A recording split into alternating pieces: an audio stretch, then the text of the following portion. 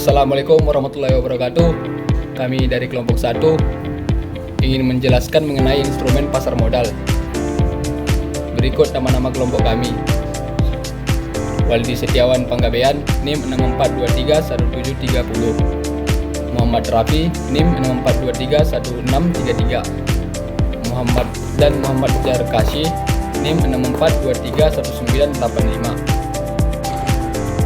Assalamualaikum warahmatullahi wabarakatuh. Perkenalkan, nama saya Muhammad Rafi dari kelompok 1. Di sini saya mau menjelaskan perencanaan keuangan. Perencanaan keuangan adalah proses pengolahan keuangan pribadi atau keluarga untuk mencapai tujuan keuangan di masa pendapatan, pengeluaran, tabungan, investasi, dan manajemen utang, serta merencanakan kebutuhan jangka pendek dan jangka panjang. Tujuan perencanaan keuangan adalah agar seorang dapat mencapai stabilitas finansial, merencanakan pensiun, membeli rumah, membayar pendidikan anak, atau mencapai tujuan lainnya dengan cara yang struktur dan bijaksana. Pasar modal. Pasar modal adalah pasar di mana perusahaan dan pemerintah dapat mengumpulkan dana dengan menjual sekuritas seperti saham dan obligasi kepada investor. Instrumen pasar modal adalah surat berharga atau sekuritas keuangan yang diperjualbelikan di bursa efek untuk mengumpulkan dana jangka panjang. Instrumen pasar modal memiliki peran penting dalam pasar keuangan dan dalam dunia keuangan secara. Contoh instrumen pasar modal: 1. Saham. Saham adalah surat berharga yang menunjukkan kepemilikan seseorang terhadap suatu perusahaan. 2. Obligasi. Obligasi adalah surat utang yang diterbitkan oleh perusahaan atau pemerintah. 3. Surat berharga komersial. Surat berharga komersial adalah instrumen utang jangka pendek yang diterbitkan oleh perusahaan untuk memenuhi kebutuhan modal kerja. Biasanya surat berharga ini diterbitkan dengan tenor kurang dari 1 tahun.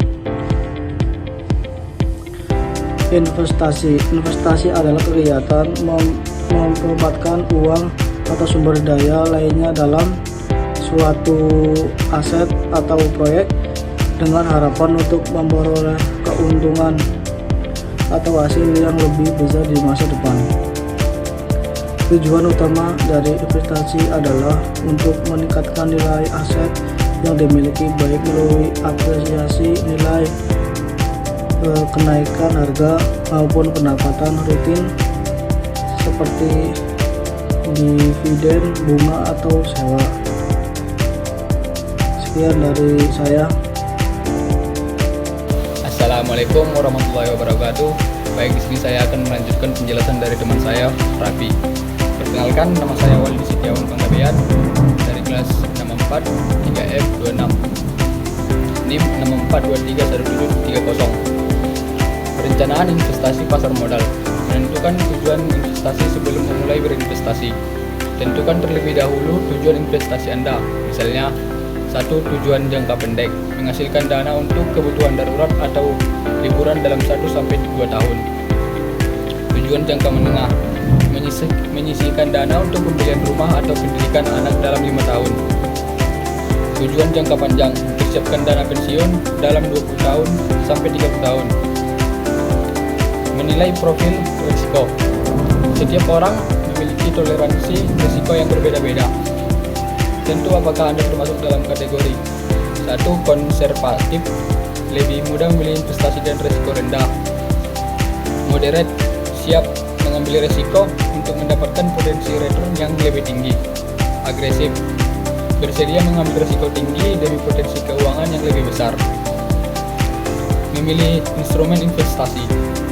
Pilihan instrumen investasi yang sesuai dengan tujuan dan profil risiko.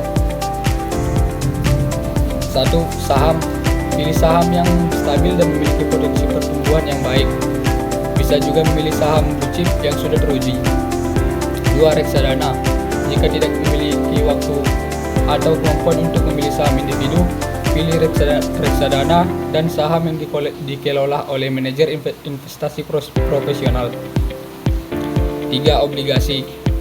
Pilih obligasi pemerintah atau obligasi korporasi yang menawarkan return lebih tinggi.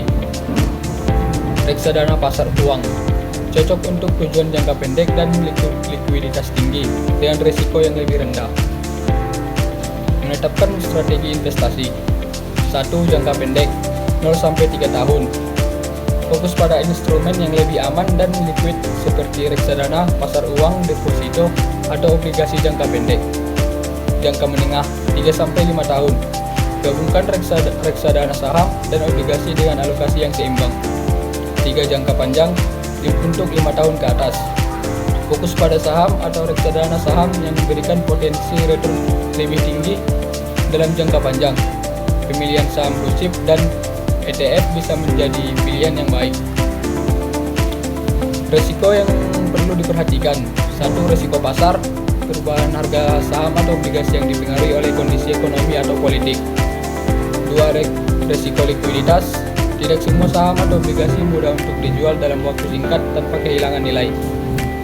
3. Risiko inflasi, tingginya inflasi dapat mengurangi nilai real dari investasi Anda. 4. Risiko kredit, terutama untuk obligasi korporasi. Jika perusahaan gagal membayar utangnya, Anda bisa mengalami kerugian. Dengan perencanaan yang matang, investasi di pasar modal dapat membantu Anda mencapai tujuan keuangan yang baik untuk tujuan jangka pendek, menengah atau jangka panjang. Pastikan selalu melakukan riset, memahami risiko, dan menyesuaikan strategi investasi dengan profil risiko Anda. Perencanaan investasi. Misalnya, saya memiliki dana 100 juta rupiah yang siap diinvestasikan. Maka saya akan membaginya. 1. Untuk dana darurat sebesar 20%, disimpan di rekening tabungan atau deposito dengan bunga rendah. 2. Investasi jangka pendek sebesar 30%, reksadana uang atau obligasi jangka pendek. 3. Investasi jangka menengah sebesar 30%, reksadana saham atau obligasi korporasi. Investasi jangka panjang sebesar 20%, seperti saham blue chip atau ETF yang tumbuh dalam jangka panjang. Baik, sekian dari saya. Terima kasih. Assalamualaikum warahmatullahi wabarakatuh.